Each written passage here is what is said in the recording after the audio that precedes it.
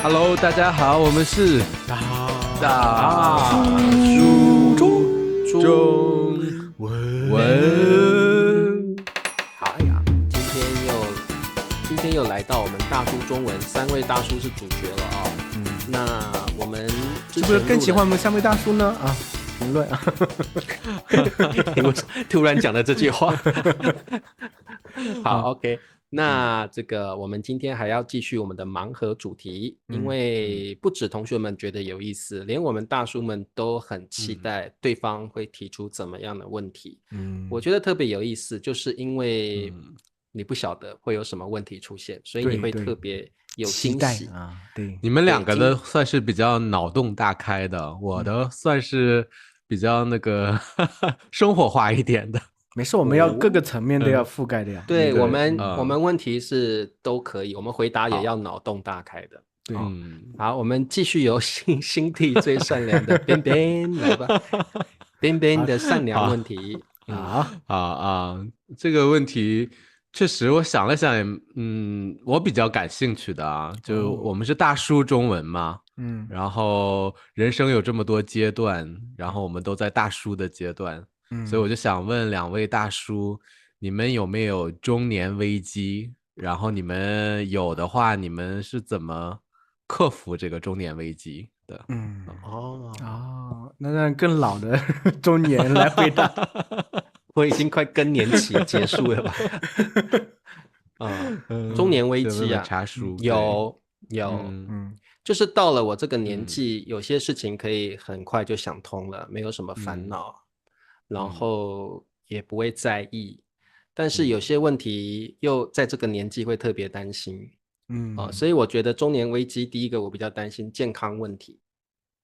对，因为我觉得年纪越大，真的动不动可能肩膀酸痛，或者突然肚子哪里不舒服，或者就觉得体力没有以前那么好，所以我觉得中年危机第一个对我来说就是健康问题，我会特别担心。那你怎么办？你会未雨绸缪，就是赚钱为会了养老吗？还是怎我么样？我不会赚，基本上钱这个东西，现在我不是很在意了，因为你知道我用的不是我很有钱了，我是说我现在原来没有，我很穷，但是因为茶叔的生活比较单纯，然后我家人口简单，所以基本上我的花费都很固定，而且都不多。那房子房贷也都付完了，所以也没有贷款压力，所以对我来说，钱的方面我倒不担心。然后我的欲望也很少，所以钱花的也不多。那我刚刚说第一个中年危机就是健康问题，对，因为有时候真的会觉得说，哎，哪里酸痛，然后就会开始你知道，开始钻牛角尖，我是不是得了什么绝症？怎么这里酸痛？过2天就好了，原来自己想太多。对，或者是突然觉得说啊，牙齿哪里不舒服，是不是牙齿要掉下来了？然后会连续做几天掉牙齿的梦，就会觉得我是不是开始变老了？然后就莫名其妙的焦虑，对吗？对，就会对自己的健康很焦虑。所以但是我会把这种对健康的焦虑转换一个角度，把它视为是一种逼迫自己运动的助力。因为有时候自己还年轻，就觉得还有力气，还健康，运动有没有都没关系。但是我现在发现不行，因为有时候身体不舒服的时候，就会开始想太多，是不是哪里真的怎么了？然后自己有很多亲人，其实我这个年纪很多亲人就是生病，然后往生了，或者是有些同学可能就得了什么很严重的一些疾病，一些痼疾很难医好的那种，慢性病、基础病等等，所以我现在就会对这种健康议题特别敏感。所以我现在的应对方式就是，第一个我把它当成一个提醒自己的助力，比如说我觉得这样不行，可能你不运动的话，这些酸痛长久下来会变成很严重的问题。所以我现在的做法就是，我每天早上起来，我不会急着起床，我会先做一些伸展运动，而且我就会做到半小时，哦哟，很久，对，我以前起床就就起来了，去，然后就准备好了。但是我现在起床就会慢条斯理的，然后先这样按摩一下、捏一下，然后伸展一下，这样打一下，对，打开身体，对，而且我会开始思考一些怎么简单健身的方法，因为我觉得我可能没有太多的时间去健身房，可能毅力也不够。但是这种比较小的简单的动作，我觉得像拍打，或者是按摩，对身体的循环也很有好处。所以我会着重在这方面。因为如果去健身房，一方面就是我觉得时间可能没办法搭配，二方面就是我觉得可能我也知道我没有办法持续，所以我觉得去健身房我是浪费钱。对，所以我会特别着重这种按摩啦、拍打啦，然后早上起来就是先这样子，然后中午我会睡一下，可能睡个半小时，一样起来我还是这样，按一按、捏一捏，然后如果我严格执行的话，然后晚上比如说直播完我做一些简单的运动这样子，我觉得我隔天会特别舒服，觉得身体很畅快。所以我觉得会对我这种莫名其妙对健康有担虑的想法，会有忧虑的想法会减少很多。对，所以我觉得这方面就是我会把健康这种问题的中年危机当做一个助力吧，提醒我自己要运动，然后想开一点。我可能之后会再思考一下，因为我们也采访过很多嘉宾嘛，特别是女嘉宾，她们都会去冥想，有没有？然后把冥想纳入生活的一个重要环节。我觉得我以后可能要思考一下，是不是播个半小时去冥想。当然我还要上网查一下怎么冥想是最好的，最适合自己的。不是坐在床上打坐这样吧？你不是信佛教的吗？对，可是我觉得冥想这种东西应该是是一个很个人性的一种方式，是不是？我有我自己的方法，或我可以思考出自己的一个逻辑，让我在自己的这种思绪中去冥想。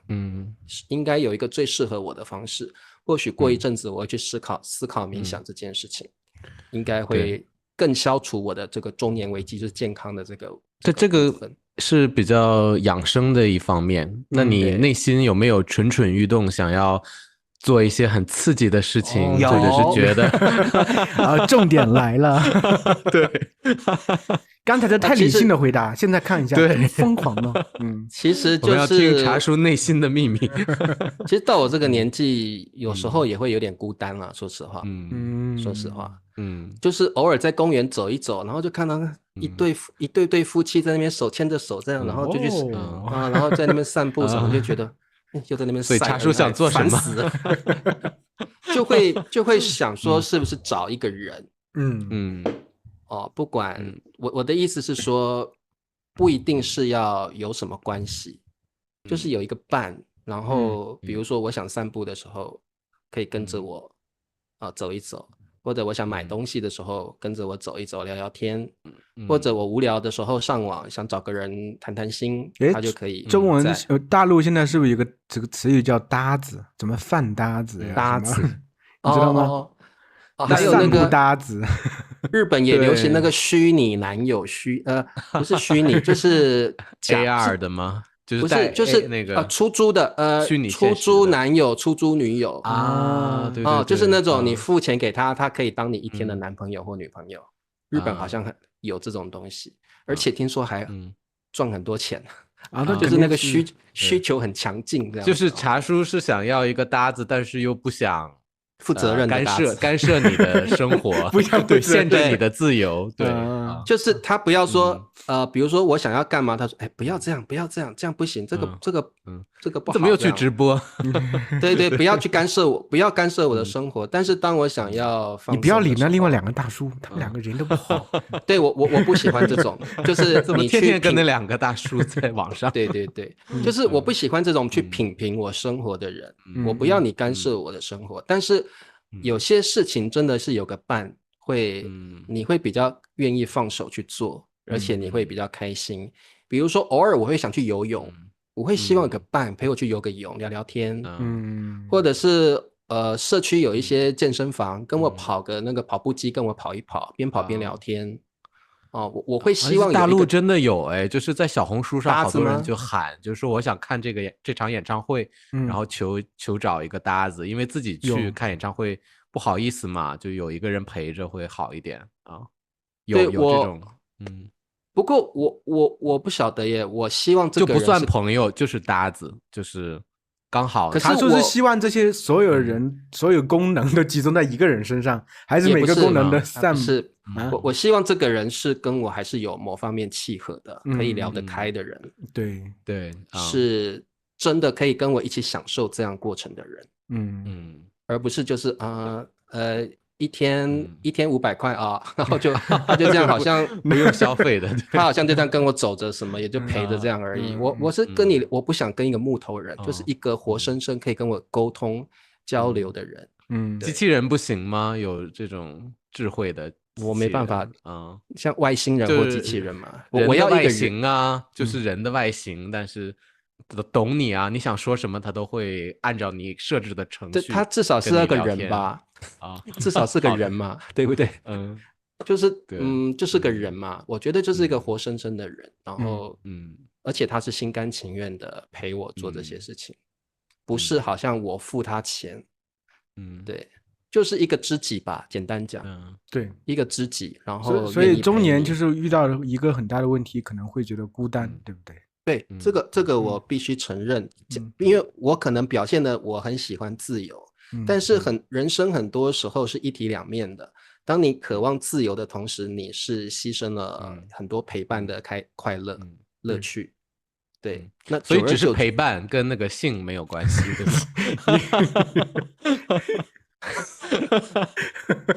怎么话题不是大叔被你升华了呢？我们大叔坦诚说嘛，我不排斥了。对，我不排斥。对，就是这个部分我不排斥，但是我不会负责，就是彼此都愿意的状况底下，你不会负责是吧？我不会负责，可能会接到我下面那个问题哦。因为比如说，如果那个了，他说那我们结婚吧，那我一开始可能就不会考虑这样的部分，就是要有共同的价值观、婚姻观、感情观的这种。还有生活方式，比如说他也喜欢散步聊聊天，散步的过程我们聊一些天南地北的事情，然后就畅谈，然后看着夕阳，偶尔可能可以牵个手，或者有什么途径可以肩靠在一起找到这样的人吗？在台湾，我这趁这个机会啊，这个大叔中公开甄选，同学们可以。对，茶叔说过来，他喜欢吃嫩草啊。没有，因为我思考过了，我思考过，等我老的时候，比如说可能就剩我一个人了，这种感觉会更强烈。对，所以我可能跟你们提过，我甚至觉得说啊，以后如果有学生想来跟我一起搬过来跟我一块住的，我都不排斥啊。对，如果是我相信的人，我相信我到了老年，这个孤独感一定会更强烈。对，所以我觉得这个的确也是我需要正视的一个问题，因为我是不婚主义嘛。对，所以我就说，我以为茶叔会做一些很疯狂的事情。我看你应该有这种想法吧？有的人解决中年危机不是买一个什么豪车呀，或者是我对一掷千金啊，我对物质的东西完全没有兴趣。我对物质这种东西完全没有兴趣。不过疯狂的想法我也是会有的。有机会的话，我也是。有的人可能蹦个极啊，这种，不，那个都体验，不，我可能就更疯狂，比如说真的谈个疯狂的恋爱，老的时候有机会。我的意思是，到我不管我现在以后不管哪个年龄层，就是一个疯狂轰轰烈烈的恋爱，我也不排斥。或者什么师生恋什么，我都完全不排斥，就是有这个机会，我都无所谓，因为人生嘛，就是体验一下，对，没有什么不行，不要对自己造成太大的健康上的损害就好了。所以同学们，茶叔的橄榄枝已经伸出来了，橄榄枝吗？大家，就我能听出来，其实笨叔这个问题想问的就是你有没有怎么应对这个中年危机的方式？对，其实我觉得。我肯定也有已经慢慢感受到中年危机这种感觉了。对，因为我发现怎么体现出来的。首先我发现年龄已经到了，好奇怪，我发现马上就40岁了，86年快了，现在38嘛。就2年就过去了，就是很奇怪，突然发现身边的一些孩子们看20来岁会觉得，哎，我怎么马上就要40岁了，就会很奇怪。然后另外一点就看到父母突然之间变老了，就是我爸妈其实他们从年轻的时候，可能在我小学2、3年级的时候到县城开始创业，开始，今年准备这个家具店要关门了，就是准备真的就关门歇业了，准备退休了，就恍惚之间，突然之间发现他们也老了，他们真的就老，他们也干不下去了，他们发现自己也干不动了，那我也突然意识到他们真的老了，这个时候这种中年危机的感觉就慢慢就上来了，而且发现自己的孩子每一天长大嘛，你确实就上有老下有小，这个句话真的是在中年的时候体会的最为强烈，你就需要突然之间发现压力感就来了。很多人可能会选择就像你说的会疯狂一把呀，或者要么就是摆烂啊，要么就是像鸵鸟一样把头就整个埋到沙子里啊，怎么样应对方式都有。我觉得我做过，就是我是那种真的我感觉到目前为止我都没有说特别有成就的这个状态，但是我内心好像燃烧了一把火啊，就是我觉得每个人肯定都希望自己能做出点成绩啊，对，我觉得就是被人记住这种。我是觉得我应对这个中年危机的方式应该和你们两个有异曲同工之妙啊，就是我们3个人上了一艘贼船，大叔中文这个贼船，大叔贼船，对对，真的，我觉得是，就是以前的话开始做自媒体的话很孤单，很容易自信心就因为那个时候发现，哎，有很多人都进来做这个事情的时候，你就想，哎，我也试一下看，说不来我的才能发挥出来，但是会很孤单，做着就发现自己好像做不下去了。后来因为有了你们2个一起上来之后，发现，哎，这条船一直在往前走，而且我们有很多想法，我觉得这个东西它进行的就是一个未知而疯狂的旅程，不知道我们最终会到哪里去，对不对？对，不知道可能我脑子是有脑洞大开的话，比如说我们在这个球形的这个世界上环行，突然之间整个跳出了这个球到另外一个世界去了，就是很多东西是出乎我们预料之外的。现在为止的很多就是能走到这一步的很多东西都是出乎我们预料之外的，而且同时真的给了我很多很多力量，真的。就是我老婆妹妹说，就是你在录大叔中文的时候笑的呀，我什么时候在家里面对我们2个是这样笑？我室友也问我说，你刚才在干嘛？你跟哪个学生上课？你怎么笑成那样啊？对，就是好像在录大叔。对啊，好像就是刚好就是有了一个人生一个，就是家人当然是一方面了，也有这个我们像个小团队友情的这个陪伴，然后一起去做一个事业这种感觉，我觉得这个东西反倒是有点小燃的。中二的那种，甚至有点中二的，因为好多时候好像也没有说这个事情一定能做到什么程度，但总觉得三个人一起做，好像总有一个前方在等着我们，所以好像这个就是我觉得对我而言，就能让我去把很多东西给放下，觉得哎，好像能看到一个前方。所以我不会觉得有太大的中年危机。当然茶叔一开始觉得有说到这个健康等等，我也会突然意识到，因为你们2个也知道我今天才陪我老婆出院了，前两天我老婆住院了，就是发现这胃肠啊之类有不舒服的感觉。对啊，其实我前一段时间那个手术嘛，你也是嘛？对啊，我也一样啊，对。而且最搞笑的就是我老婆住院的时候，我突然我这个肠胃也不舒服，我那天晚上还去急诊了，我要去急诊了，你知道吗？对，我就会突然发现自己确实好像到中年了，这个时候突然就明白为什么很多中年人开始养生了，就会觉得就是很多方面就是得开始克制了，比如说太冰的东西我是不敢喝了，还有就是吃饭不敢这个暴饮暴食了，因为这2项稍微做过一点点，我的胃就会开始疼。所以我会发现，就是可能到中年的时候，健康是一个很大的东西在那块，就像一柄剑悬在那块一样，稍不留神，你就像茶叔说的，周边的亲戚朋友可能就会提前离开了我们，对不对？所以这是一个很大的点。但是我发现，真的好像就是因为我们3个在做这个事情的时候，我就发现大部分时候我不会把我的注意力放在这些事情上面，我也不会觉得很哀伤，会觉得突然之间年龄这么大了，就是偶尔突然之间静下心来会想，哦，父母已经老了，我应该怎么样了，我孩子这么小，我应该更努力怎么样。但大多数情况下，我是沉浸在这个事业里头，我希望把这个事情做得越来越好。所以对我而言，整体我是觉得对我没有太大的中年危机。而且我觉得，因为我脑子想法也很多，我觉得还挺年轻的，还有热情。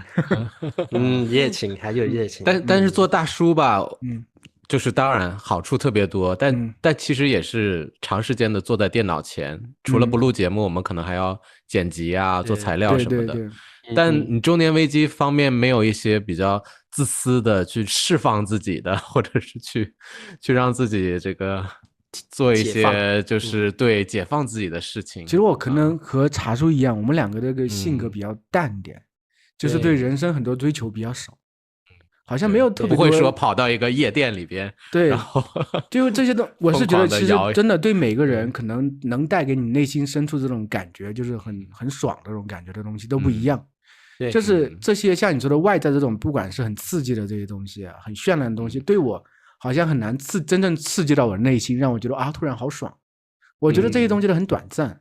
就是我很渴望那种是不断能推我前进的这种力量的东西，会让我愿意不顾一切投入进去，而最终能产出一些东西，就是在我完全没有想到会得到的这些东西的里头。不管是做大叔，还是我可能有时候现在写一些故事的时候，一开始比如说落笔的时候，我完全没想到我会写一个怎样的故事，但出来之后觉得挺惊喜的，竟然有这么一个故事在这里，我自己把它找出来了，这种感觉，我觉得我是比较对这种感觉会比较喜欢，所以我觉得每个人不一样吧，每个人不一样，是这个样子。所以灿叔，你本来思考的中年危机就是可能到了中年了，可能工作上或表现上好像没有一个很突出的感觉，对，但是还好我们现在有大叔中文，算是一个我们共同的目标跟事业，是的，所以这种中年危机就冲淡了很多，对不对？冲淡了很多，就没有这么多的担忧，因为我觉得这个也涉及到这个中国传统文化，我们都希望光耀门楣，对不对？都希望这个事业有所成。而且我和你两个有个不一样，就是我有家室，就是有老婆有孩子，因为你会想到给孩子的影响啊等等，而且你也有责任等等，所以你就不可能说啊我就是自己过得舒服就行，也无所谓就行，对，所以总希望自己能做出一些事情，所以这些东西可能对我的就是刺激的力量会更大一点，我觉得。对，没错。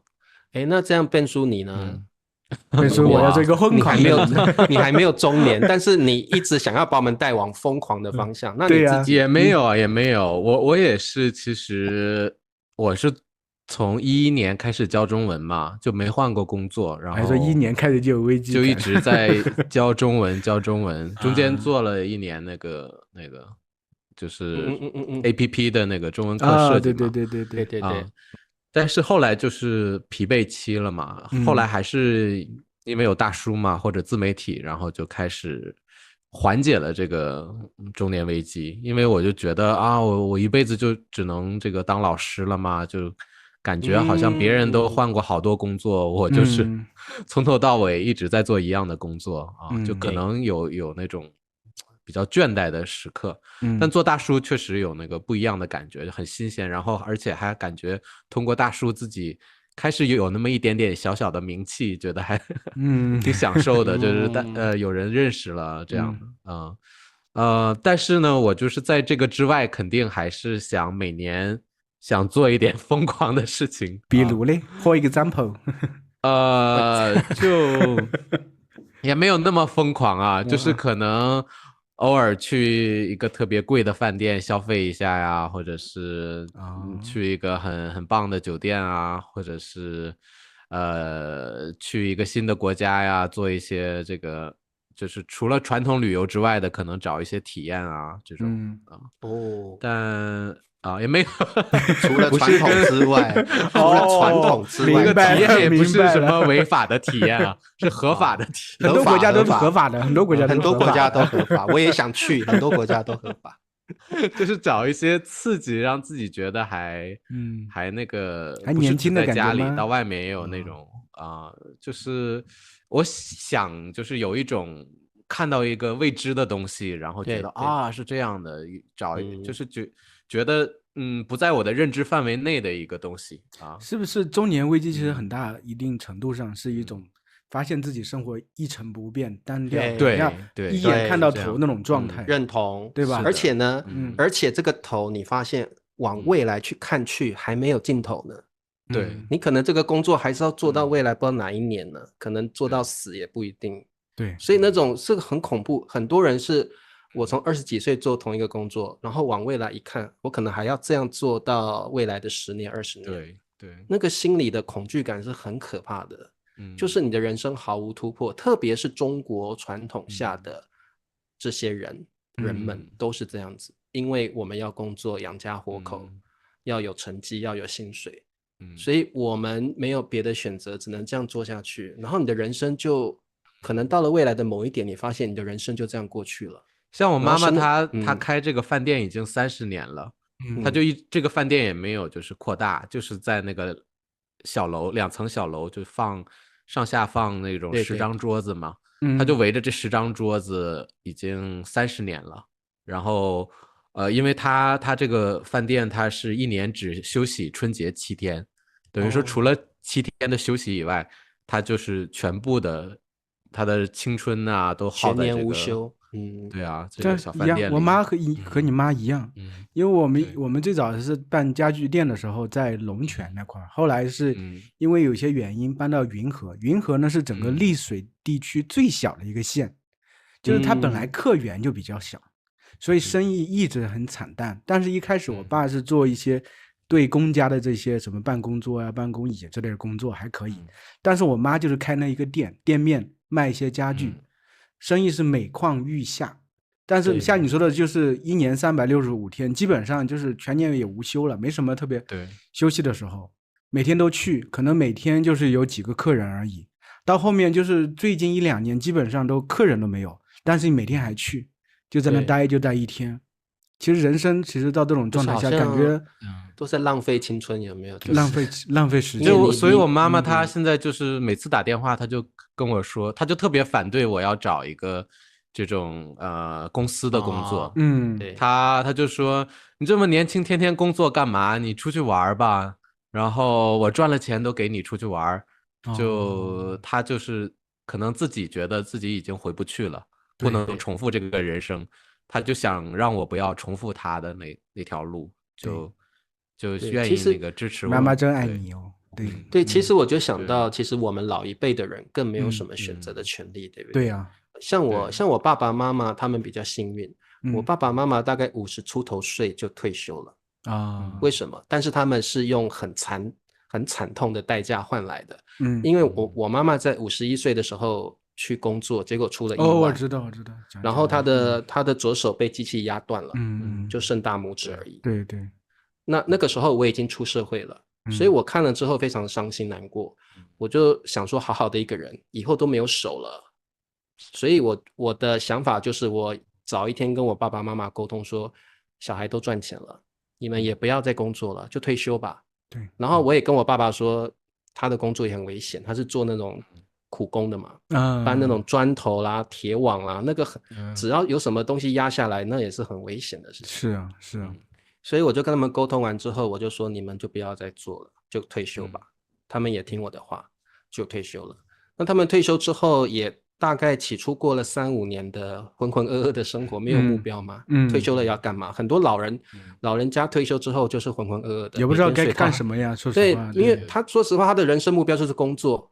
退休了没有工作，他的目标是什么？他也从来没有想过自己应该可以做什么，也没有专长，也没有爱好。浑浑噩噩过了4、5年之后，我跟他们说，你们不如就找一个可以寄托的宗教去做服务，去当志愿者。他们也听我的话。然后我有很多亲戚朋友也是做一些志愿者，所以他们就跟随他们去做志愿者。后来可能再过的5到6年间，就是一直做志愿者，一直去服务，也过得很开心，有目标了。所以他们后来的5、6年间过得也很充实，也去帮助别人，然后也有一些信仰支持他们的生活，然后也开始吃素了等等，然后就是这一连串的事情，然后一直到我妈妈生病。然后我妈妈后来在离开之前的几个月跟我说，她其实没有后悔他这一生没有什么后悔，因为他有去服务人群，他有当志愿者，然后虽然他的手就是有一些残缺，但是他觉得他这一生有一些目标，还是有付出，服务人群有做到了，他觉得他并不后悔。所以我就觉得说，人生到头来到底为了是什么，应该大家都可以去思考这个问题。可能有人觉得每天过得开心就好了，但是你是真开心，还是只是挥霍性的开心？我觉得这个大家都可以去思考一下。每个人对人生的答案都不同，对生命的理解也都不一样。我觉得像我看我爸爸妈妈，我就会觉得有不同的想法了。对，一样的。我觉得我妈妈也是，她就是为了工作而工作，然后她没有生活，她没有爱好。我觉得她一直在她饭店里，也是因为她知道从饭店出来的话，她因为她没有爱好，她真的不知道该干什么。对，就可能如果要是有一些，现在我明白一些老人为什么想那个要抱孙子嘛，有孙子之后他们觉得生活还是有意义的，可以帮着那个孩子们照顾带小孩，然后觉得还有意义。像我妈妈她那个性格，她也不是那种能跳广场舞的，我很了解她。我妈也不是，我也明白她。对，我就明白她真的没有爱好，她真的你让她闲下来，我很难想象他要干什么。所以他都没有时间去思考那个中年危机，直接就过渡到那个退休的阶段了。而且其实不缺钱，对不对？这些有些人其实不缺钱，但是他也没有爱好。对，他已经赚够了，但是没有别的寄托了。他可能前几年都努力在工作，从来没有思考过我是不是喜欢什么，我是不是可以去爱上什么，可能从来没有想过这些问题。是的，对，我觉得我们3个算蛮幸运的啦。做大叔中文之后，我觉得算是有一个目标，人生在某一个角度或层次上是有一个目标的，不会说好像完全空白。我觉得人生就是如果有一个可以努力的方向，而且是3个人共同去做的，那更幸福了。其实是真的，真的。好了，咱们来本来是想问盲盒问题，但是已经做完一期了，我们没还没嘞。那我来问一个这个相对轻松点的问题啊，刚才有点沉重啊，有点沉重。好嘞。我们心情先回归一下啊，好，深呼吸。好，有这么夸张吗？你可以问短的问题。我的问题可长了，可能要问10分钟啊。对，好，我这个问题呢，先让笨笨回答，为什么呢？好，因为我要让茶叔回答的话，茶叔可能能聊半期啊。好的，我可以聊1期。对，我正好反过来，我所有问题都回答3分钟结束。对。因为这个问题其实有点接着刚才茶叔说的这个伴侣的问题，就是人可能怎么又是伴侣？我们每一期让我说完，不一样的角度。我的脑洞可不是你能想象的啊。好，就假如啊，某一天早上啊，你们2个起床了，突然听到叮咚，然后打开门一看，哦呀，前女友。然后呢？好俗气的问题。好，可以。希望是哪一个前女友吗？没，不管任何一个前女友啊。叮咚，打开10个前女友。然后这个前女友呢，手里牵了一个小孩，他说：“这是你的孩子，因为我现在马上就要出国了，只能靠你来养。”我现在马上就出国，这孩子只能靠你来养啊！你可以去做亲子鉴定啊，这肯定是你的孩子。咱们在某年某月啊，那个啥的时候啊，就怀上了啊。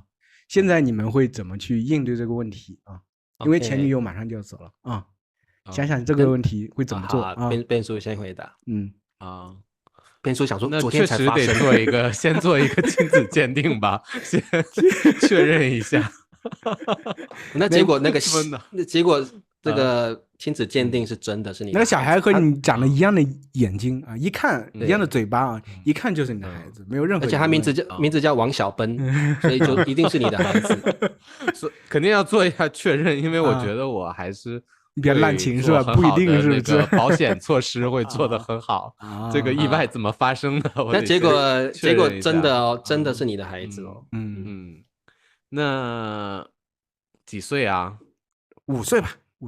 5岁啊，太小，怕你承受不了。对啊，那那还是那得负责吧。那既然真的是自己的孩子的话，那肯定想要花时间认识一下这个孩子啊。然后那如果真的是我的孩子，那我肯定要负起这个责任嘛。那他既然放到我家，那我就接受这个孩子，然后跟他慢慢培养感情。那你觉得他会影响以后的生活吗？那肯定会影响我生活的这个模式啊。那我肯定就不能100%的做我想做的事情了。我要平衡一下呀，要看那个怎么样。那就跟你一样了呗，就开始正常当一个爸爸，就是看要上学啊，还是要怎么培养跟孩子的感情啊。这种可能就要买书啊，看视频啊。然后因为我生活中完全没有预料到嘛，那突然发生这个情况，我肯定要多看一看怎么样做一个好的爸爸呀。你的第一直觉其实挺让我吃惊的，就是其实我觉得你本质上可能是一个好爸爸，虽然你可能现在是一个不婚主义，感觉不是不婚主义啊，就是你可能未必想走进婚姻这条路，但是我觉得你真的有了，你肯定是很负责的。对，肯定该做什么还是做什么。对，但还能干嘛？那就可能或者是我自己要是真的有很重要的事情要做的话，就是除了我照顾孩子之外，那我工作的时间我可能会找一个阿姨啊帮忙带孩子，这样就找你妈妈就好了。对啊，你妈妈不开心死了，妈妈不是在顾店我知道她也不是很喜欢带孩子。所以那不一定哦。对，对，我觉得不会做出什么出格的事情，就是该接受就接受，发生了就我很快能适应。我这个人我觉得有一个优点就是，发生变化的话，我会很快的去改变自己，去适应那个变化。就我这个人是欢迎变化的，不是说来了一个变化我就傻在那儿不知道怎么办。我做人就是一般就是会马上找解决办法，我不会去抱怨呐，或者是纠结好久。就是那发生了，那我就马上通过这个情况，我能够采取怎么样好的解决方案，我就去做了，就行动了，是这样的。对，我觉得这点是很好的。那我们来听一下脑洞更大的茶叔会怎么想。这个问题要分很多层次来讨论。第一个层次就是不一样的语境，不一样的情况。第一个层次就是前女友敲门打开，是他跟这个孩子5岁的孩子。那他说他要出国一阵子，那就有2种情况。第一个，他如果比如说1、2年后会回来把这孩子带走。第二个情况就是他一去不回。你比我更理性。对，那想到，但是这2个情况都可能发生，就会产生2种不同的结果。对，因为我会跟Ben叔一样，我已经确定这孩子是我的了，我就会去接纳他。还有就是我也想要体验带小孩的感觉，就是一个自己亲生的孩子，我怎么教育他长大，我怎么让他变得很开心的生活，然后给他一个富足的环境，受教育，看他慢慢每天这样子学习长大，我会想要体验跟他一起成长的感觉。对，但是我刚讲的2种情况会导致2个结果。第一个，2年后这个女友回来了，她把孩子要走了，我会非常舍不得。因为我跟着孩子已经培养2年的感情了。对，所以我会非常舍不得。然后我就会跟这个女友讨论，我们怎么给这个孩子更……你会抢抚养权吗？还是我不会，因为不要上狗血剧情。我不会，但是我会跟这个女生沟通，就是或许我会给她一些钱，让她给这个孩子更好的环境。然后我希望这个孩子最后回到我女友身边之后，还能够继续有更好的环境，能够读书生活。还跟你保持联系吗？每年见你不用联系， 2-3没关系，因为我会割舍不下。如果会联系的话，说实话，你会怕自己割舍不下？我会怕我割舍不下，真的。然后如果这个女友就一去不回了，那我就把这个问题放到另外一个情况，因为刚刚灿叔说的是我跟我的另一半起床之后，你刚是问这个问题，我没有这样说，但是你可以。你没有这样说吗？我就说你没有哦，这是你从第一个可以给自己设定这么一个场景。对，那我就不要设定这个场景，因为这个场景就很复杂。如果我是一个有家庭的人，然后我跟我老婆起床之后，那个门一打开，就发现我跟我老婆看到我的前女友跟一个5岁的小孩，更复杂。那这个就是已经是处理跟老婆的关系，这个就是很那个中国戏剧的那种就很难解决了。对，那个就很难解决。那如果你没有伴侣，你对这个前女友还有感情，你会再把她追回来吗？我会为了这个孩子考虑这个问题，就是如果抚养这个孩子2年了，我肯定对他会有感情了，他也肯定会对我有感情了。那我就会思考应该要给这个孩子一个完整的家庭，这个很重要。在一个孩子的成长过程中，有爸爸妈妈一起，这是非常重要的事情。对，那我就会为了这个孩子摒弃我不婚主义的想法了。我会考虑结婚，或者就是以同居的方式把这个孩子抚养长大。那如果这个前女友不要复合，你要找一个后妈吗？还是怎么样？没有，没有，这个我会观察这个孩子，他喜欢跟我的前女友一起生活，还是跟我一起生活。那至于要不要有后妈，我倒觉得这个无所谓，就看这个孩子愿不愿意。因为我本身要不要有另一半，我是不在意的。但是这个另一半会对这个小孩造成非常非常大的影响，在成长过程中。我不希望这个另一半会让他小孩觉得自己不再被爱了，因为他不是他的孩子。或者是说，爸爸有了后妈，是不是就不再爱我了？我不想让他有。我觉得是我的话，我就是如果追不回前女友，或者我对她没有感觉的话，我就自己带，我不会再给孩子找后妈，不会说要给孩子一个完整的家庭。我觉得我自己也可以带。我会尝试着去跟前女友复合，如果她也愿意的话。那她如果已经不想要了，那我也不会强求。那如果你对她没有感觉了，你还是会为了给孩子完整的家跟她在一起？我觉得我会跟她就是跟家人一样在一起相处，也没有关系。我们可以约法3章，就是都可以怎么样的生活，只要对这个孩子成长有利，我们是可以。因为这个孩子毕竟是我们的孩子，我们要对他的成长负责的。至少在他18岁前，我们要对他负责。你们会表演假装你们还在一起吗？就是假如感情已经破裂了，但是你们会假装还在一个屋檐下。我看笨叔对这个问题很有兴趣吗？如果已经没有感情了，就是单纯为了孩子在一起，我认为我可以接受。就看他愿不愿意接受，我可以接受。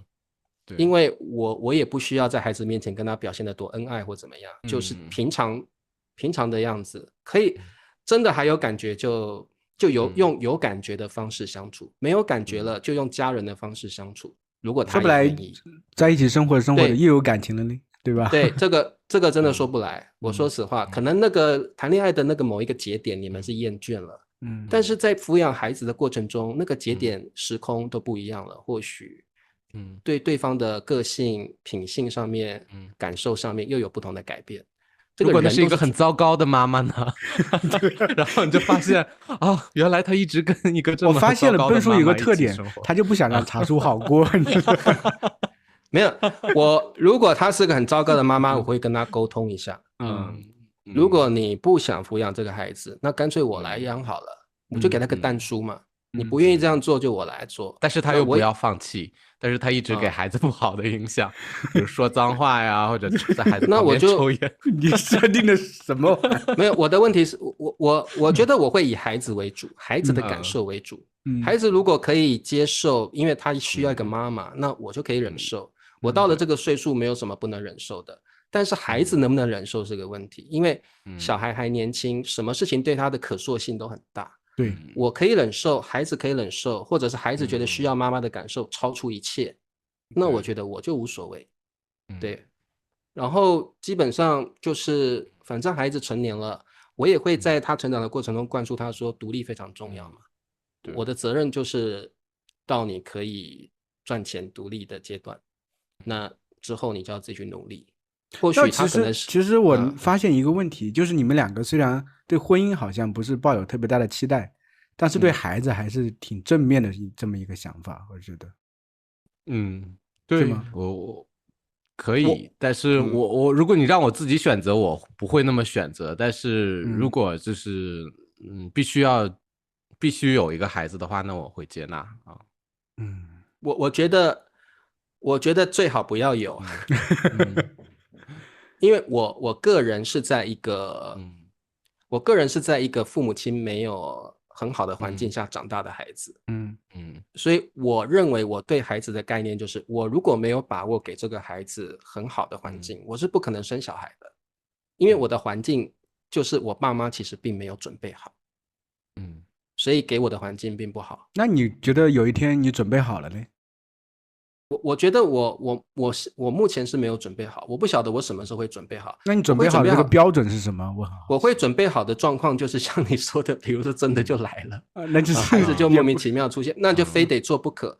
那我觉得我准备好的状况就是比如说我真的觉得在经济基础上够了，然后我的心智上也觉得我忍受够了孤单了，或者是我真的觉得我需要一个孩子陪伴我了，或许我真的就准备好了，但是目前我完全没有这样的想法。但灿叔，我觉得茶叔这个孩子的这个就不在他的愿望单上，他的单子上就没有孩子这一项，没有，就谈不到准备。对，那倒是有的话，其实说实话，真的有了，我也就准备好了啦。因为现实就是这样嘛，我们人有时候会因为现实强迫自己去面对，所以我现在口口声声说没有准备好，真的哪一天门打开，我的孩子在那儿，我就准备好了。那茶叔其实是内心的害怕，就怕自己会像自己父母对自己的孩子一样。没错，这个就是一个阴影，就是我如果真的有孩子，我不希望像我父母那样子照顾孩子，是没有准备下，然后给孩子就是不完善的生活，我不希望是这样子对待我的孩子。对。所以灿叔，如果灿嫂突然有一天跟你说我有了什么玩意儿第二个孩子吗？二胎啊，对啊，然后这个时候你会怎么样呢？你的反应是什么？二胎那真的有，那只能接受呀。其实虽然也不在我们的预计，在你的愿望单上吗？我先问。不在我的愿望单上，说实话。那好了，那这个问题完美，那就是蔡嫂就突然，你为什么违规？你怎么又出了一个问题？就一样的问题、时间已经到了。这个就蔡嫂拿着验孕棒过来说，好像又有了。然后这个时候我还以为我听着拿着仙女棒，有了耶！因为蔡嫂也知道不在你的愿望单上，然后也不在他的愿望单上，都不在。对啊，有一点点那个凝重。那这个时候我们俩会更客观理性的去考虑一下这个问题，因为也有另外一个选项嘛，就是可以不要。虽然怀孕了也可以不要，就是看我们，比如说蔡嫂其实年龄也比较大了，说实话。在这个年龄段再来一个孩子，对身体可能我觉得承受不住，体质会改变，体质会改变很多。其实我们也没有那么迫切需要再来一个孩子，因为现在刚好就是等瑶瑶现在已经下半学期就3年级了，差不多熬过那个比较小的这个阶段了，慢慢的大一些的其实更好沟通，更好商量，带出去都更方便了。往上走，你再来一个，其实之前那个过程又要再来一遍。现在政策不都允许了吗？就是说不是这个政策的原因，不是政策的问题了，自己的时间精力啊等等。因为那个阶段其实是我每天在家里做翻译，因为我老婆也就是在家里，我们俩一起带孩子。那现在其实这个状态下，我其实没有那么多时间和精力在做同样的事情，而且还已经在有瑶瑶的状况下，其实没有那么多时间精力。其实对不管是对瑶瑶，可能对老二也是不公平的。我觉得应该更理性的去思考这个问题。我觉得可以不要，可以不要。对，但是那个对啊，你怀孕了可以不要呀，不一定啊。对，我想，对，因为你比如说硬要把他生下来，却没有办法给他很好的环境，提供给他时间，那何必呢？何必啊？真的。哇，我们聊出蛮多东西的。我觉得其实对未来的改变，其实我们都想一想，好像都会讲出自己也料想不到的答案。所以我觉得其实通过今天的盲盒问题，大家也可以想一想，你有没有中年危机？那如果你还没有到中年，你有没有少年危机？我觉得每个人都有自己，年轻人也有危机吧？毕业之后找工作呀，对，工作问题，其实每个人在每个年龄层都有自己的烦恼，所以大家可以思考一下，你怎么去应对这些烦恼，怎么用更乐观、更光明面的方式去了解一下你的烦恼。我觉得人生有时候有烦恼反而是一种助力吧，会促使你进步。所以大家都想一想这个问题。好，那么今天大叔的盲盒问题就到这儿，希望大家喜欢今天的节目，我们跟大家说再见吧，拜拜。